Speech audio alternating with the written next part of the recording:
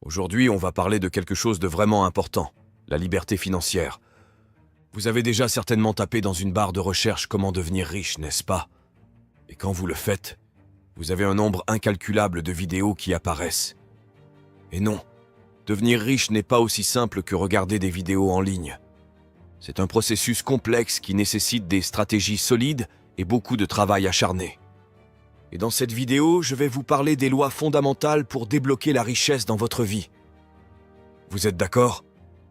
Si c'est le cas, regardez cette vidéo jusqu'à la fin, parce que chaque seconde est précieuse. 1. Vos 10 objectifs les plus urgents. L'une des choses qui a propulsé mon succès est que j'ai commencé à écrire mes objectifs de façon très intentionnelle. Au lieu de dire simplement « je veux être riche » ou « je veux atteindre la liberté financière », j'ai commencé par déterminer exactement ce que je veux atteindre pour chaque année de ma vie. Et cela a complètement bouleversé ma productivité et mes revenus. Alors, je veux que tu fasses quelque chose. Tu n'as absolument rien à perdre à essayer cela pendant quelques mois. Tu me promets d'essayer? Bien. Maintenant, cherche un carnet et note-y 10 objectifs que tu souhaites atteindre dans l'année à venir. Il est très important que chacun soit décrit au présent, en commençant par le mot « je » et ait une date spécifique. Par exemple, je veux acheter une voiture le 25 novembre. Mais comme nous ne voulons pas de passif qui va enlever de l'argent dans notre poche comme une voiture, écris plutôt ce qui devra améliorer ta vie aussi bien dans le domaine financier, spirituel ou dans ta vie de famille. Pour chaque domaine, écris 1 ou 2 objectifs jusqu'à avoir 10 objectifs.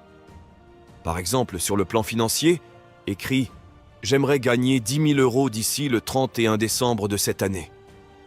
Sur le plan familial, écris « J'aimerais passer 1 heure avec mes enfants chaque jour ». N'écris pas « J'aimerais passer plus de temps », car cela n'est pas assez spécifique. Passer plus de temps avec 16 enfants ou gagner plus d'argent peut être tout et n'importe quoi. Donc, écris la somme ou le nombre exact dans chaque domaine.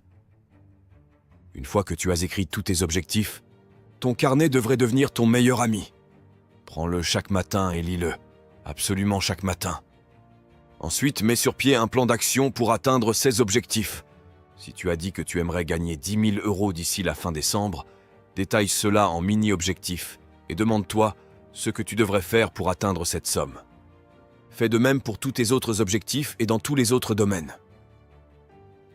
Lire ton carnet d'objectifs et réfléchir sur comment atteindre ces objectifs doit devenir ton habitude quotidienne. Chaque matin, prends quelques secondes pour lire et réfléchir sur comment atteindre tes objectifs. En faisant cela, tu constateras que des idées nouvelles pour atteindre ces objectifs se manifestent tout au long de la journée.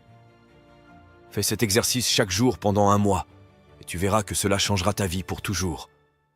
Chaque fois que tu notes un objectif, tu l'envoies en fait à ton subconscient. Ainsi, ces objectifs s'enfoncent de plus en plus dans ton esprit chaque jour. Appuyez sur le bouton « J'aime » si vous avez décidé de commencer un carnet avec vos objectifs.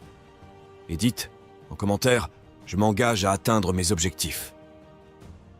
Le deuxième point à considérer est la loi de cause à effet. Brian Tracy aime beaucoup parler de cette loi. Cela signifie que si vous voulez atteindre vos objectifs, vous devriez trouver une personne qui a déjà conquis le sommet nécessaire et essayer de faire tout ce qu'elle a fait. Quand on y réfléchit, c'est tout à fait logique. Sur le plan concret, qu'est-ce que cela veut dire exactement?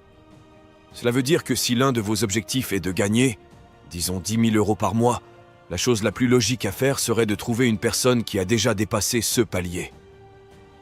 Un autre exemple serait, si vous voulez réussir sur YouTube et générer des revenus passifs, la chose logique à faire serait de regarder une personne ayant réussi sur YouTube et vous demander ce que cette personne a mis en place pour pouvoir réussir. Qu'est-ce que je disais déjà? Ah oui, il faut suivre les pas de ceux qui ont réussi pour répliquer leur réussite. Oui, cela peut sembler étrange, mais seulement parce que la pensée pauvre nous dit de ne pas voler les idées des autres, de ne pas copier. Cependant, ce n'est pas vrai. Les idées peuvent être répétées. C'est pourquoi il n'y a pas qu'une seule banque, mais des milliers. Pas qu'un seul restaurant, mais des centaines de milliers. De plus, vous devez convenir que cela rend les choses beaucoup plus faciles. Donc si vous voulez réussir, peu importe le domaine, Cherchez une personne qui a réussi dans ce domaine et parlez avec cette personne. Posez-lui la question. Comment avez-vous fait? La plupart des gens qui réussissent sont désireux de parler de leur réalisation. Alors tout ce que vous avez à faire, c'est demander. Et si vous ne pouvez pas parler avec cette personne, regardez si elle a un livre, si elle propose une formation et achetez-la. Vous pouvez investir quelques euros et gagner littéralement 1000% de votre investissement, car les informations que vous tirerez de cette ressource vaudront de l'or. Donc, cherchez de l'information, observez, vérifiez et ensuite agissez. Vous savez, la loi de la cause et de l'effet est simple. Toute la vie a des effets, que ce soit le bien-être financier, la santé, le sentiment de joie et de bonheur, et tous ces effets ont des raisons. En utilisant ces raisons, vous êtes assuré d'atteindre le résultat désiré. Un exemple pourrait être votre patron, l'ami de votre meilleur ami, etc. Et une autre loi qui est semblable à la loi de cause à effet est la loi de la foi. Cette règle va de pair avec le principe précédent. La loi de la foi signifie que tout ce en quoi vous croyez et dont vous êtes sincèrement convaincu devient votre réalité, car vous regardez toujours le monde à travers le prisme de votre foi. Nous ne voyons pas le monde tel qu'il est vraiment. Toutes les croyances des gens sont une compétence acquise et sont enseignées dès le plus jeune âge. C'est pourquoi la plupart des gens sont pauvres. Dès leur plus jeune âge, on leur répète qu'il faut travailler dur pour réussir, que l'argent ne pousse pas sur les arbres, etc. Ils grandissent donc avec la croyance qu'il faut travailler 40, 50, voire 60 heures par semaine pour simplement gagner le SMIC. De même, si les parents inculquent la pensée positive à leurs enfants dès leur plus jeune âge, au fil des ans, ils se sentiront comme des personnes confiantes et heureuses. Par exemple, très tôt, j'ai compris que je pouvais devenir millionnaire. Au départ, je ne savais pas comment je le ferais, mais cela ne m'empêchait pas d'y croire de toute ma force. Et lentement, les idées, les voies se sont ouvertes pour que je puisse m'engager sur le chemin de la liberté. Ainsi, la loi de la foi est une force puissante qui peut soit vous propulser vers le succès, soit vous retenir. Il est essentiel de cultiver des croyances positives et affirmatives pour ouvrir la voie à l'abondance. Si vous avez grandi en croyant que le succès financier est réservé à quelques privilégiés, il est temps de remettre en question ces croyances limitantes. Commencez à vous demander pourquoi certaines personnes réussissent mieux que d'autres. Vous réaliserez bientôt que le chemin vers la richesse ne dépend pas uniquement du statut social ou des opportunités, mais aussi de votre état d'esprit et de vos actions. Pour beaucoup, les attitudes négatives concernant l'argent sont profondément enracinées. On leur a dit depuis leur plus jeune âge qu'ils doivent travailler dur pour subvenir à leurs besoins, que l'argent est rare et qu'il faut le mériter. Ces croyances peuvent être des obstacles majeurs sur la route de la réussite. Il est temps de remettre en question ces idées préconçues et de les remplacer par une mentalité d'abondance et de prospérité.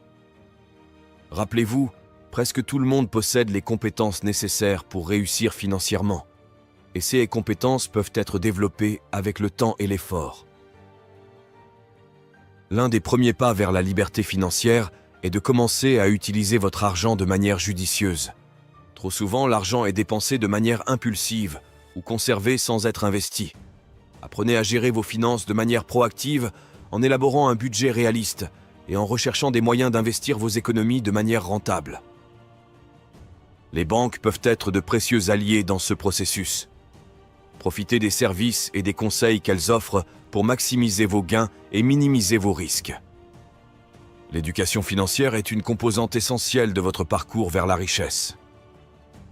Prenez le temps de vous familiariser avec les concepts de base de la finance, tels que l'investissement, la gestion des dettes et la planification de la retraite. Plus vous en savez sur ces sujets, plus vous serez en mesure de prendre des décisions éclairées concernant vos finances personnelles. Investissez dans votre éducation financière comme vous le feriez pour tout autre investissement, car les connaissances que vous acquérez vous serviront toute votre vie. Pour finir, en parlant de lois fondamentales pour débloquer la richesse, un aspect souvent négligé est la gestion efficace du temps. Dans un monde où le temps est une ressource précieuse et limitée, savoir l'utiliser stratégiquement peut faire une énorme différence dans notre capacité à générer des revenus et à atteindre nos objectifs financiers. Comme nous l'avons vu au début, il vous faut noter vos 10 objectifs. Quand c'est fait, vous prenez chacun des objectifs et vous identifiez les tâches qui ont le plus grand impact pour l'atteindre. Par exemple, si vous voulez gagner 10 000 € par mois, quelles tâches pouvez-vous faire pour cela? Où pouvez-vous concentrer votre énergie et vos efforts pour atteindre cet objectif? Si par exemple, vous avez pour objectif de développer une entreprise, les tâches liées à la génération de revenus et à l'acquisition de clients seront prioritaires par rapport à des activités moins importantes. Deuxièmement, éliminer les distractions est essentiel pour maximiser notre productivité.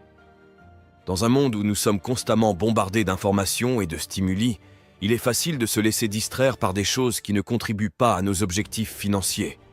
En limitant notre exposition aux distractions telles que les médias sociaux, la télévision ou les conversations sans importance, nous pouvons consacrer plus de temps et d'attention aux activités qui nous rapportent de l'argent.